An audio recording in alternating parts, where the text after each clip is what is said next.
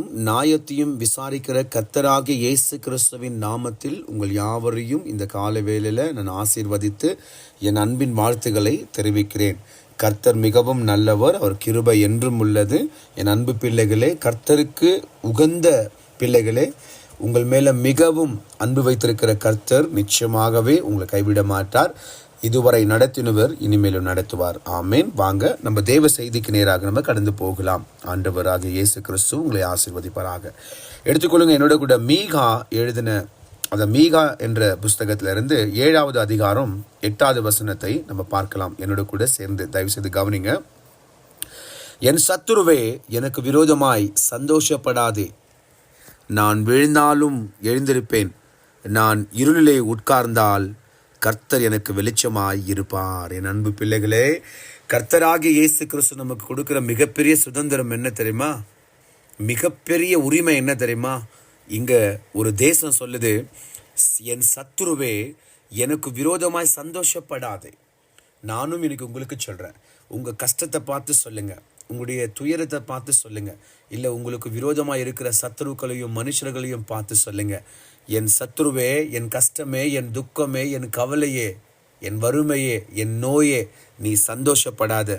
நான் விழுந்தாலும் எழுந்திருப்பேன்னு சொல்லுங்க. ஆண்டவராகிய இயேசு கிறிஸ்துவின் நாமத்தினால ஒரு தேசமே சொல்லுது, நான் இருளிலே உட்கார்ந்தால் கர்த்தர் எனக்கு வெளிச்சமாக இருப்பார். ஆமேன்.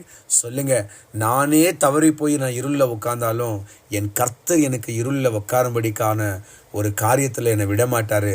நானே இருட்டில் போனாலும் எனக்கு அவர் வெளிச்சமாக இருந்து என்னை வெளிச்சத்திலே வாழ வைப்பாருன்னு சொல்லுங்கள்.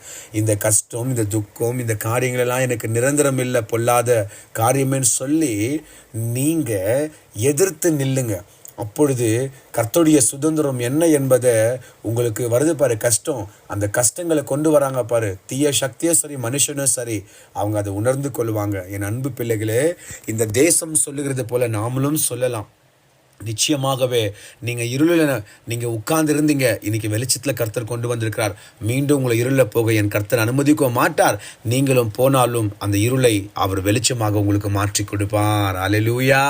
நீங்கள் விழுந்தாலும் 1000 முறை 1,000,000 முறை நீங்கள் விழுந்தாலும் அவர் உங்களை எழுந்திருக்க செய்வார். அவர் உங்களை உயர்த்திக்கிட்டே இருப்பார். நீங்கள் கீழே விழுந்தாலும் சாக மாட்டீங்க. கீழே விழுந்தாலும் உங்களை நிமிரச் செய்து குனிந்த இடத்திலே உங்களுக்கு மகிமையும் கனத்தையும் கர்த்தர் கொண்டு வருவார். என் அன்பு பிள்ளைகளே, இந்த கால வேளையில கர்த்தருடைய வார்த்தை உங்களுக்கு நேராக வந்திருக்கிறது.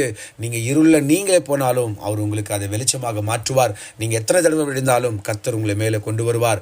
நீங்க எத்தனை தடவை விழுந்தீங்க, இன்னைக்கு கொண்டு வந்து நிற்க வச்சிருக்காரு. இனிமேல் நீங்க விழ மாட்டீங்க. இந்த நாள் ஒரு பெரிய காரியத்தை நீங்க சந்திக்க போறீங்க. இந்த நாள் நீங்க எங்க விழுந்தீங்களோ அதே ஒரு பெரிய அற்புதமாய் கர்த்தர் நீங்க கொண்டு வந்து இந்த புதிய நாள்ல ஒரு காரியத்தை உங்களுக்கு முன்பாக கொண்டு வந்து ஆசீர்வதிப்பாராக. ஆமென். ஜெபிக்கலாம் வாங்க. பரலோக பிதாவே, எங்கள் ஆண்டவராக இயேசுவே, சர்வ வல்லவரே, அருமையான தேவ வார்த்தைக்கு கோடி ஸ்தோத்திரம். எஸ் லார்ட், நீங்க இருக்கிற வரைக்கும் நாங்கள் விழுந்தாலும் எப்பயுமே எழுந்துச்சுட்டே இருப்போம் ராஜா. நீங்க இருக்கிற வரைக்கும் நாங்களே தடுமாறி எங்கன்னா போய் இருளில் இருந்தாலும் அந்த இருளை வெளிச்சமா மாற்றுகிற தேவன் இருக்கிறீங்க. நீங்க நாங்க இருக்கிற இடம் வெளிச்சமா இருக்கும், எல்லாருமே வெளிச்சமா இருப்பாங்க ராஜா. கோடி ஸ்தோத்திரம், உங்க நாம மகிமைப்படட்டும். இயேசுவின் மூலம் ஜெபிக்கிறோம் பிதாவே, ஆமேன்.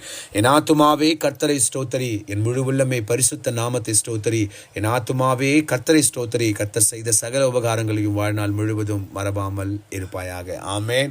இருள் விழுந்த அப்படி நீங்க நினைச்சீங்கன்னா இருளை வெளிச்சமா கர்த்தர் இன்னைக்கு மாற்றுவார். விழுந்த நீங்க நினைச்சா இன்னைக்கு உங்களை எழுந்திருக்க கர்த்தர் செய்வார். ஆமேன். சந்தோஷமா உங்கள் காரியங்களை தொடர்ந்து செய்யுங்க. இந்த நாள் உங்களுக்கு மிகப்பெரிய இனிமையான நாளாக கர்த்தர் கொண்டு வருவார். நம்ம மீண்டும் நாளைக்கு சந்திக்கலாம். அது வரைக்கும் வல்லமையுள்ள தேவனாகிய கர்த்தர் உங்களோடு கூட இருப்பாராக. ஆமேன்.